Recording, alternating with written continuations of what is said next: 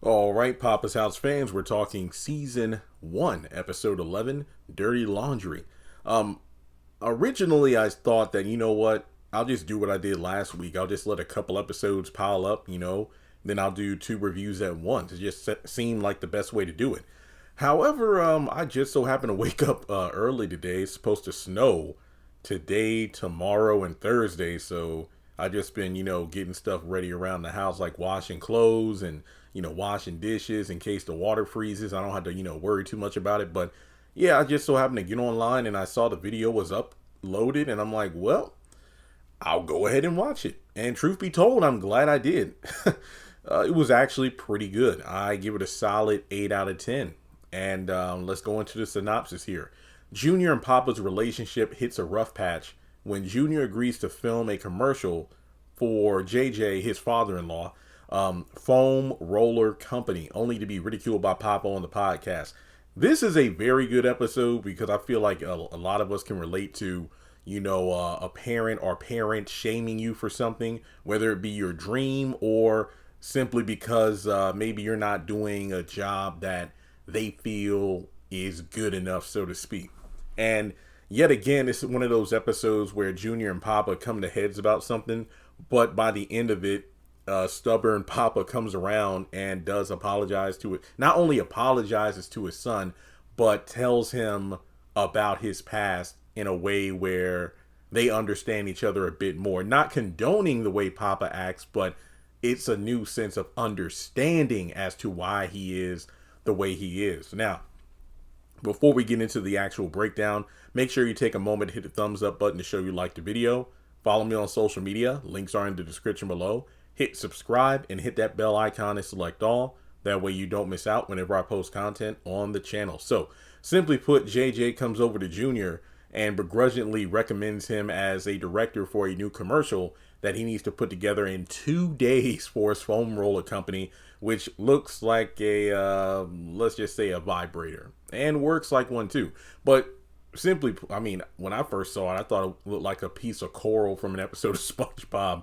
But basically, you put it on like the table or desk, and you roll like your wrist on it, and it helps like carpal tunnel, arthritis, things like that. And yeah, so JJ wants Poppa to be the spokesperson for it. He immediately says no, and he feels like not only would he just be considered a sellout for doing something like this, basically JJ utilizing Poppa's celebrity for the sake of his own product for a billionaire friend, while Pops and JJ probably won't make any money whatsoever from it. Now, from there, that leads to a conversation on the podcast where Poppa says that, oh, my son's a sellout because, he's whoring himself out to this company. And as a result, he gets turned into a meme, I think like a bootlicker or something like that. And Junior doesn't appreciate it. So he gets into I guess you could say, what do you call it? He gives Pops the silent treatment, so to speak, because it's one thing to be ridiculed by a parent, when it's bad enough when they do it like in front of your friends or a couple of their own friends. But to do it on a freaking podcast with a platform as large as his, that's pretty bad. It kind of hits the same level of those viral videos that used to, be online a few years ago where a parent shaves their kid's head. I think there was one situation where this kid apparently made fun of a student in school who was a cancer student, unfortunately, and of course they lost their hair. And then in order to teach them a lesson, they got their own head shaved on camera and it got posted on the internet and went viral. That's a bit heavy, but in any case, JJ's theme for this commercial is a Shakespeare like production. And as soon as JJ hears the pitch, he immediately wants to be the king and throws Poppa out of it. It's like, well, if he doesn't want to be a part of it, then I shall do it instead. So Nina is, I guess, the lady in waiting. I don't know what correct term. She looked adorable in her dress, though. But Junior is the jester. And the commercial itself is just a hot mess. I think it's just a hot mess. I mean, that's the best way to describe it. Because, JJ doesn't want to take any directions from Junior, who is the director. And Junior gets to the point where he tells him off. And I'm like, dang, I mean, it's rare you see Junior with that kind of aggression. And, JJ is done, so he storms out of there. And I mean, you can't really blame Junior for going off because JJ keeps, getting fed up. Was like, oh, I don't feel the motivation and the script doesn't make sense. And I'm like, you're the one who agreed to be the king of the production. So what's going on here? And Nina checks, Junior about the fact that I think you're taking out your anger about your dad on my dad. And it's just because your dad can dish it out, but he can't take it. So from there, Junior heads over to his dad's house, who is doing the podcast with Dr. Reed, who thinks that, yeah, your son has every right to be mad and you should apologize. And the next thing you know, she joins Junior on the silent treatment, and Poppa mocks her to the point where she breaks it within 30 seconds, which I thought was funny because he knows how to get under her skin. Now, in the midst of the podcast, Junior comes over saying like, oh, I'm done with the silent treatment. I'm here to, pretty much serve you a nice pie to the face, a humble pie that is. And it turns out he brings his mom Catherine into the mix to get on the podcast to show off something Pops thought was buried. Essentially, he was mad that his son, wants to sell out. It's like, yeah, I sold out one time before videos and internet were a thing. So basically, that entire, proof is gone. But Catherine, which I thought was hilarious, not only had the VHS tape of this commercial where Poppa sold out, but she also had one of those little TVs, which I remember having one in my bedroom. It's one of those little TVs that you can carry by hand. That's how small it was. You can hold it, and it has a VHS player at the bottom of it. So basically, you stick the tape in, and then boom. From there, you actually have the picture and sound and everything like that. I know I sound ancient talking about it, but it's just crazy. Like, I still remember those little portable TVs with the big rabbit ears, man. Those were the days, I tell you.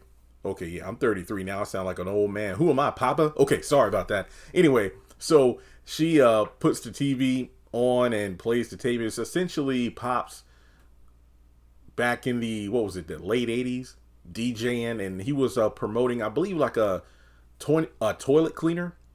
Yeah, those little pods you drop either in the back of your toilet or into the commode and flush it, and it just gives it an instant clean. That's essentially what it was. So from there, Pop's like, hey, I had to do it. Yeah, we were in that crummy apartment and everything, and I really had no way to make cash. You were pregnant. And Junior's like, look, I'm not mad at you or ashamed of you for doing it. You did what you had to do to, to help us. So it's not like, I'm upset about that. I'm just upset that, you would shame me on your podcast, and then it gets turned into a meme. And everybody gets an apology. But I think the best part was, yeah, I only did it because that's the only way I know how to do things, because that's how I was raised. Like, I wanted to be a DJ, but my dad thought it was a dumb dream, and he made me work at the supermarket with him. And, one time I was just talking to my other coworkers about my, dream to like fill up, one of these venue halls with my music. People will be there enjoying them. He's like, boy, how are you going to fill up the venue when you can't even fill up the soda display? Get back to work. So I had a falling out with him, and I left home at 14 to prove him wrong. And he's like, yeah, I didn't know that about you. Well, there's a lot of things you don't know about me. And then they hug it out. That was good. I really liked it. So by the end of the episode, the embarrassing commercial gets viewed by the billionaire friend of JJ, and he actually loves it. And he want us to work with Junior again in the future. So everything came together in the end. But also, I got to give props to his stepdad, JJ, who still has a disdain for Junior, but he did mention, like, oh, your friend Nina was telling me your friend Todd kind of lit a fire under you about directing again. So I love the continuity there, because episode 10 was Elevator Friend, where Todd or Preston was introduced into the show. So I did like the continuity there. And also, if you go back to the beginning of the season or series, yeah, because this is season 1, remember that Nina was actually, JJ was upset at Junior for not being diligent about his job working for his father-in-law, due to the fact that he was missing appointments with clients in favor of doing, film projects and whatnot in order to fulfill his dream. But, Poppa got him back in line, like, hey, sometimes you got to do what you got to do to be there for your family. And maybe if things align themselves in a certain way down the road, you can pursue the dream you actually wanted. So I do like the fact that Junior is somewhat able to pursue the passion he has for film. So I thought that was pretty cool. But yeah, overall, solid episode, Dirty Laundry. Let me know your thoughts in the comment section below. Like and subscribe, and I'll catch you in the next episode.